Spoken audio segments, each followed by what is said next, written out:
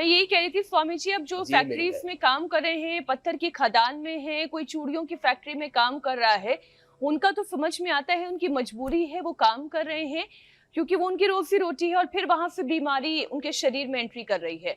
लेकिन जो लोग ना योग कर रहे हैं, ना कोई एक्सरसाइज कर रहे हैं, ना कोई खेल खेल रहे हैं, घर में बैठे बैठे वो जो काउच पोटैटो की तरह बस चिप्स चबाए जा रहे हैं, पैक्ड फूड खाए जा रहे हैं, प्रोसेस्ड मीट खा रहे हैं स्वामी जी, तो ये ऐसा तला भुना जला हुआ खाना खाने वाले लोगों की जो आंत और नली दोनों बर्बाद हो रही है कैंसर की वजह से। 99% चीजों को जिनको हम टाल सकते हैं उनको टालना चाहिए। मीनाक्षी जी, आप एकदम ठीक कह रहे हैं। और जो लोग ऐसी जगहों पर, जैसे कहा कि जहाँ कैंसर पैदा होने की ज्यादा संभावना है, पोल्यूशन बहुत ज्यादा है, रेडिएशन बहुत ज्यादा है।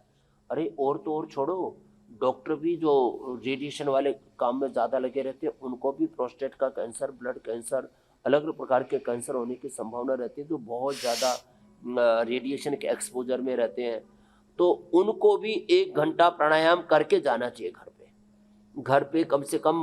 कुछ तो जगह ऐसी मिल ही जाती हैं जहाँ पर थोड़ा सा वातावरण पवित्र होता है, बहुत ज़्यादा एक्सपोजर नहीं होता है। अब ये तो पूरी दिल्ली गैस चैम्बर बनी हुई, अभी तो बरसात के बाद जो है अभी थोड़ा AQI कंट्रोल में आया है, नहीं तो बहुत बुरी हालत थी। ये जो मामला गड्ढा हो रखा है ना, इससे बचने के लिए योग अवश्य करें, फिर ऑर्गेनिक फूड लें, आहार पर नियंत्रण करें, स्ट्रेस फ्री लाइफ जिए, डिसिप्लिन्ड लाइफ, अतः योगानुशासन। योग तो अनुशासन से शुरू होता है, और मंडूकासन से लेकर के गोमुखासन तक आसन, प्राणायाम, ध्यान, और जीवन में एक पूर्ण संतुष्टि, पूर्ण सहजता, हर समय उथल पुथल उधेड़ बुन आपाधापी मची हुई है। और भाई अब कभी कभी जिंदगी में ऐसे क्षण भी आ जाते हैं कि व्यक्ति के साथ बहुत बड़ी अनहोनियां हो जाती है। तो भाई उन अनहोनियों से बचने के लिए भी एक ही उपाय है कि भाई फिर अपने आप को डिटॉक्स करने के लिए एक बार पतंजलि वेलनेस योगाग्राम निरामयम में पंचकर्म षटकर्मा के लिए आ जाओ, या अपने घर में भी रह करके सैटरडे संडे के दिन ज़्यादा समय अपना योग में बिताओ, योग करो, एक्सरसाइज करो, खेलो कूदो, घूमो फिरो। मैं तो विदेशों में देखता हूँ, वहाँ कंट्री साइड बोलते हैं, माने जो है लोग सैटरडे संडे को अपनी गाड़ी, और गाड़ी के पीछे एक ट्रॉली टाइप होती है, उसमें खाने पीने का सामान लेकर के, जो अवेयर लोग हैं, जागरूक हैं, वो सलाद फल आदि लेकर के और कुछ छोटा मोटा ऐसे ही रेडीमेड वो लेकर के निकल जाते हैं, और 2 दिन तक जंगलों में टेंट लगा करके रहते हैं, गांव में चले जाते हैं। तो मैं तो कहता हूँ भारत के लोगों को भी अब थोड़ा पैसा आ गया तो जीना सीखो, थोड़ा अपना जो पैसा है उसको सही दिशा में इन्वेस्ट करो। तो जो गांव के लोग हैं अपने गांव में चले जाएं सैटरडे संडे को, जो 100, 150, 200 किलोमीटर पर भी है, तो 2 दिन अपने गांव में रहें। और भाई जो दिल्ली NCR और जो महानगरों के लोग हैं जिनको कहाँ जाएं अपने गाँव में, हम गाँव में जाने में 2 दिन लग जाएंगे, तो भाई सीधी फ्लाइट पकड़े देहरादून की, बहुत फ्लाइट है, कनेक्टिविटी दिल्ली, मुंबई, बेंगलोर से लेकर के चारों तरफ से हरिद्वार पतंजलि वेलनेस योगाग्राम निरामयम में आ जाए। सैटरडे संडे को थोड़ा रिलैक्स रहे, जहाँ चारों तरफ धुआं धक्कड़ है, तो यहाँ पर देखो पूरी शुद्ध हवा चारों तरफ, जैसे आपने कहा ना, पेड़ पौधे सब धुले धुले और खिले खिले। स्वामी जी, आपका Saturday and Sunday, Monday Tuesday में क्या फर्क होता है? 150 साल तक खिसकने वाले हैं। आप ये बताएं, आपका शनिवार रविवार सोम मंगल में अंतर क्या है? थोड़ा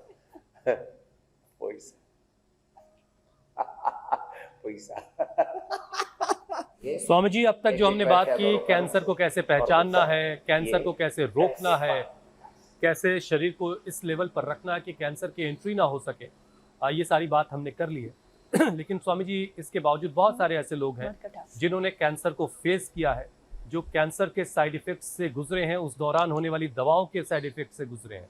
अब देखिए, जो कीमोथेरेपी होती है स्वामी जी, इस दौरान बड़ी मुश्किल से गुजर रहा होता है मरीज, बहुत परेशानी से, तकलीफ से, उसको भूख कम लगने लगती है, उसका जायका चला जाता है, स्वाद बदल जाता है, कमजोर हो जाता है शरीर से, मुंह में छाले आ जाते हैं, उल्टी, दस्त, कई बार लोगों को कब्ज की भी परेशानी होती है। तो स्वामी जी, जो मरीज हैं वो उनका खाने के लिए उनको क्या ऐसी कोशिश की जाए कि वो थोड़ा बहुत खा पी सकें, कुछ बेहतर जिंदगी की तरफ वो कैसे बढ़ें? पेट भी बहुत गर्म हो जाता है स्वामी जी उन लोगों का। प्रोटीन और पानी की कमी को कैसे पूरा किया जाए? किन हालात में कच्चा खाना, जड़ी बूटी, काढ़ा या सप्लीमेंट बगैर डॉक्टर की सलाह के नहीं देना चाहिए? ये सारी बातें ज़रा एक बार समझाइए। अब देखो, एक तो आयुर्वेद में ना, अब जैसे मान लीजिए किसको कह रहे हैं अनार ले लो भाई, लौकी का जूस ले लो, बीटे ग्रास ले लो, एलोवेरा ले लो या मोती पिस्टी ले लो, इसमें डॉक्टर की सलाह की भी जरूरत नहीं है। बीटे ग्रास, एलोवेरा, ये युगों युगों से अपने पूर्वज खाते आए हैं। लौकी का की सब्जी, लौकी का जूस, ये युगों युगों से प्रयोग करते आए ना। तो जो हीरक भस्म है, शिला सिंदूर है, रसमाणिक्य है, ताम्र भस्म है, इस तरह की जो चीजें है ना, उनको वैद्य के परामर्श से लेना चाहिए। तो मैं एक तो आयुर्वेद की 3 तरह की दवाइयों की श्रेणी है, जिसका मैंने कहा हरड़ बहेड़ा आंवला है, त्रिफला है, जैसे शुगर के लिए खीरा करेला टमाटर का जूस है, लौकी आदि का प्रयोग है। ये सब अनार गाजर चुकंदर हीमोग्लोबिन आदि के लिए, एंटी कैंसर जूस जैसे हमने बताया, कोई भी ले सकता है। अब जो कॉम्प्लिकेशंस वाली बात है, फिर जो ट्रेडिशनल बहुत ही क्रिटिकल बीमारियों में जो मेडिसिन और research and evidence based medicine, उनकी मात्रा अनुपान आदि, फिर वो जो है डॉक्टर की सलाह से लेना चाहिए। अब रही बात कैंसर की कॉम्प्लिकेशंस की, तो उसमें बहुत ज़्यादा एक तो हीट बढ़ जाती है, उसके लिए मोती पिस्टी का, मोती पिस्टी, वीटग्रास, एलोवेरा, लौकी, शीशम, पीपल, बेल, दूर्वा, दूधी घास और गोंद कतीरा और जल जमुनी, कुछ ऐसी चीज़ें हैं जिनका प्रयोग तो बहुत ही ज़बरदस्त है। माने फिर उसका प्रयोग कर लिया तो ये जो पित्त बढ़ता है बहुत ज़्यादा, शरीर में हीट बढ़ती है, वो एकदम से कम हो जाएगी। मोती पिस्टी आधा से 1 ग्राम रात को उसमें चांदी के बर्तन में ऐसे ही उसको घोल के रख दिया और सुबह पी लिया, सुबह घोल करके शाम को पी लिया, तो मुंह में छाले हो जाते हैं, बाल उड़ जाते हैं, उसके लिए ये करें केश कांति शैम्पू का प्रयोग करें, केश कांति। स्वामी जी वक्त खत्म हो रहा है, जल्दी से एक सवाल का जवाब और चाहिए। ऑर्गेनिक फूड, आखिर का जो प्राणायाम का सेशन है वो बड़ा जरूरी है। कैंसर के मरीजों के लिए सांसों का अभ्यास, भ्रामरी, ध्यान और ओंकार जरा करवा दीजिए। लोगों को साफ साफ ये भी बताइए स्वामी जी कि डॉक्टर की सलाह के बिना बायोप्सी, ऑपरेशन, कीमो या रेडियोथेरेपी कभी बंद भी नहीं करनी चाहिए, अपनी मर्जी से बिल्कुल ना काम करें। हाँ, वो अब इसमें 2 बातें हैं हुसैन भाई। क्या होता है, जैसे एक हमारे यादव साहब, उनकी बेटी अब उसके रेडिएशन और कीमो की ओवरडोज से मरी गई। मैंने ऐसे सैकड़ों लोगों को मरते देखा है। अब डॉक्टर क्या कहते हैं कि हम तो अपना प्रयास कर रहे हैं, तो जब आदमी मरणासन्न हो रहा है, 20-20, 30-30 किलो वजन घट गया है, अब वो क्या करेगा। अब लोग कहते हैं बंद मत करो, ये इसके तो इतने कोर्स लेने जरूरी नहीं। भाई ये भी तो देख लो, इसमें ताकत भी है क्या। तो मैं तो डॉक्टरों से हाथ जोड़ करके प्रार्थना करूंगा कि भाई जब आदमी से कीमो की रेडिएशन की डोज झेल नहीं रही है तो उसको बोलो थोड़ा योग भी कर लो, थोड़ा अपने डाइट को भी ठीक कर लो, थोड़ा प्राणायाम कर लो, तो इतना जरूर करें। बाकी जो है जो बड़े हेल्थ इश्यूज हैं उसके ऊपर डॉक्टर की राय बहुत ज़रूरी है, चाहे वो एलोपैथी के डॉक्टर हो या आयुर्वेद के डॉक्टर हो। अब रही बात प्राणायाम की, तो उसमें तो किसी की सलाह की जरूरत ही नहीं है। लंबे लंबे श्वास लेना और छोड़ना ये बहुत जरूरी है। भीतर का सब आड़ कबाड़ बाहर हो जाएगा। भस्त्रिका कपालभाति सहजता पूर्वक अनुलोम विलोम, भ्रामरी, उद्गीत, और जब रेडिएशन केमो चढ़ता तो हीट बढ़ जाती है, तो शीतरी, शीतकारी और चंद्रभेदी भी।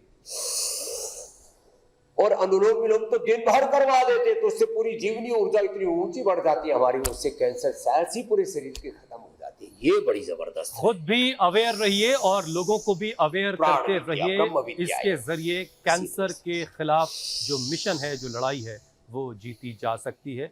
और स्वामी जी जो बता रहे हैं उसे अपनी जिंदगी में शामिल कीजिए, योग करते रहिए। स्वामी जी अब आपसे इजाजत लेने का वक्त हो गया। बहुत बहुत प्रणाम। कैंसर मुक्ति से लेकर के रोग मुक्ति का यह आंदोलन रोज चलता है इंडिया टीवी पर। जुड़े रहिए हमारे साथ 7:56 पर। कल फिर मिलेंगे। बहुत बहुत शुक्रिया स्वामी जी।